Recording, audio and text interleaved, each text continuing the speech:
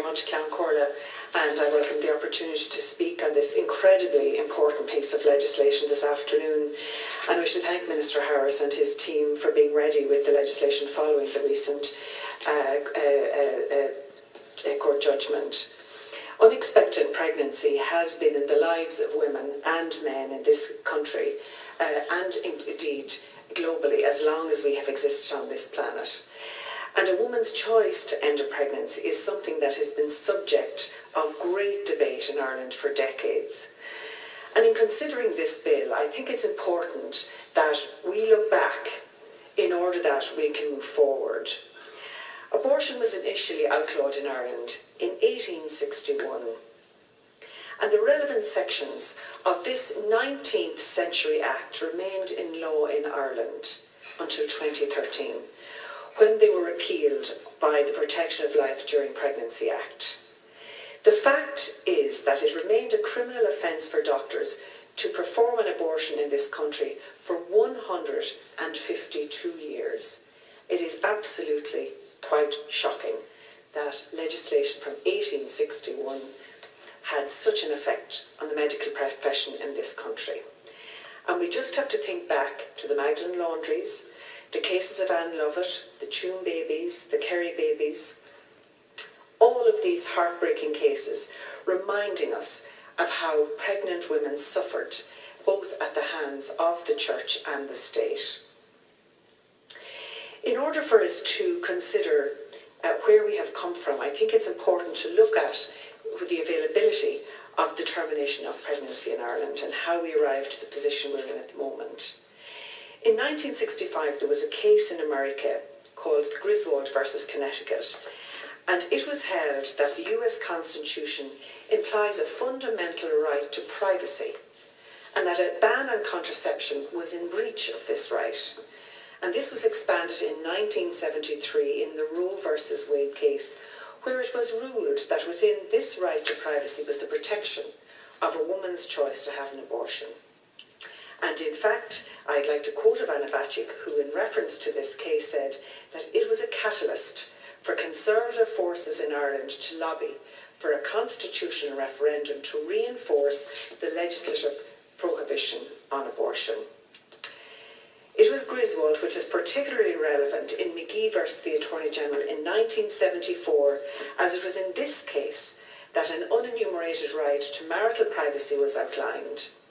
And in Ireland, this ruling led to the legislation of contraception and particularly and partially led to the referendum on the Eighth Amendment, even though the case itself wasn't about abortion. There were fears that if this right to marital privacy could be interpreted from the Constitution, that a right to abortion may also be gleaned as per Roe. And in 1983, as we all know, the Eighth Amendment to the Constitution was introduced, that the state acknowledged the right to life of the unborn and with due regard to the equal right to the life of the mother, guarantees in its laws to respect and, as far as practicable by its laws, to defend and vindicate that right.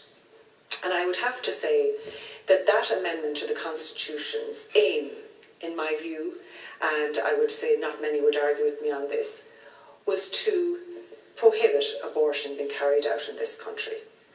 And in that regard, it has failed dramatically, as we know by the evidence which was presented to us by the Citizens' Assembly and presented to us by the Joint Oireachtas Committee, which we charged to examine this report. So then we come to the X case in 1992, and this case required that the courts examine how the right to life of the unborn and the right to life of the mother interact for the first time. And we know that the ruling is that if there is a substantial risk to the life of the mother, including a risk because of suicide, that abortion is to be permitted.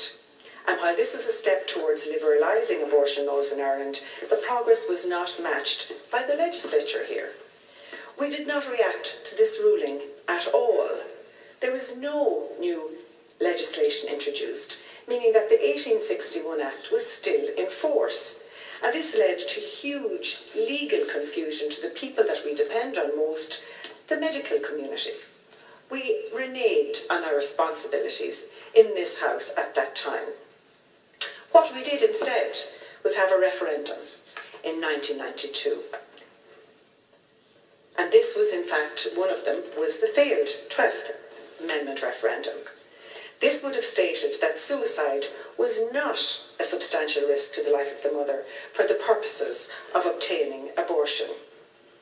The failed 25th Amendment vote in 2002 would only have removed suicide as a substantial risk to the woman's life in terms of committing abortion, and would have introduced new penalties for anyone performing such a procedure. And I'm talking about women's health care in this regard. Women's health care has no place in the Constitution, in my view. And yet every step of the way we have prevented women who needed health care by pursuing them through the courts, or them having to pursue their rights through the courts, completely unacceptable. And in the case in 2006, in the case of D versus Ireland, and you know, we hear people referring to the cases of A, B, C, D, the X case, the Y case. And can I remind ourselves, and let's all remind ourselves, that in all of those cases we were talking about human beings, young women who were hoping to have lives, who had brothers and sisters, who had partners, all different cases. But we were talking about human beings in our own society. We're not just talking about abstract concepts. People who laughed, who cried, who were happy, who were sad, and who had aspirations, and who wound up in a very difficult case of an unexpected pregnancy. So the other issue that has to be looked at was in the D case, where the European Court of Human Rights ruled that this woman argued that she had to travel outside the country for the purposes of obtaining a termination for a fatal fetal abnormality. And she argued that her human rights had been breached. It was established, unfortunately, that she had not exhausted all possible domestic options for travelling, and therefore there was no breach. Another element of the right to life of the unborn, which the courts have had to establish, is what exactly counts as the unborn. There was a case in 2006, MR versus TR, a case which dealt with IV treatment, and it established that an unborn child must be in the womb. And again, this ruling was upheld, was appealed to the Supreme Court and was upheld. And I go back to the case where I mentioned the A, B and C case versus Ireland, where 3 women brought a case against Ireland where they had all to travel to the UK to obtain terminations. Again, we could think back then to Savita Halappanavar, and how at the time when we were considering the Protection of Life During Pregnancy Bill,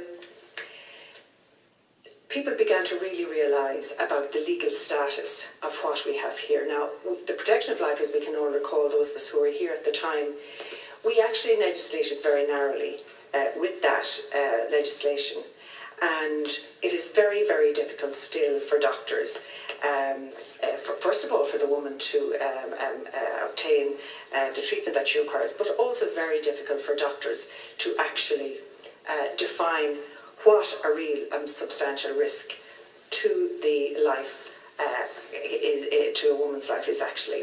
Mairead Enright and Fiona Delandres made a very good quote, which is that the judgments were not written with guidance to doctors in mind. The Protection of Life During Pregnancy was written for doctors, but the core test that it required them to apply in determining whether a woman is entitled to life-saving abortion are an unvarnished transplant of the X test.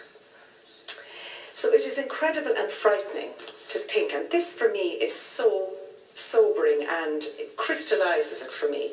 Under the current legislation, it can legally be less of a risk for a doctor to allow a pregnant woman to die under their care than for them to perform an abortion in Ireland. And that, to me, is incredible, because the attempt to balance the right to the life of the mother and the right to the life of the unborn seems to disregard the health of both as things stand. And so therefore, focusing on life instead of health of the woman is incredibly challenging. It raises questions. Does an inviolable fetus assert its right to life against a pregnant woman?